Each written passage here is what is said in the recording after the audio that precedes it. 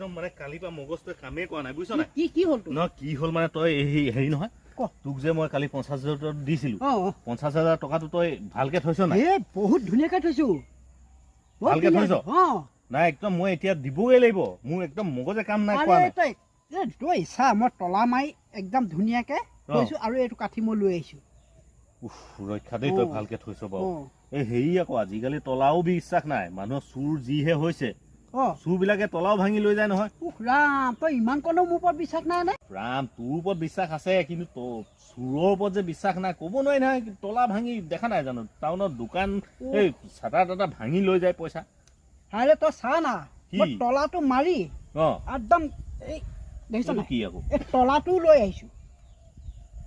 কি তলাটো লৈ আহিছো কাঠিটো মাৰি পেলাই তই মোক খালি বোপা কি কাম কৰিলি তই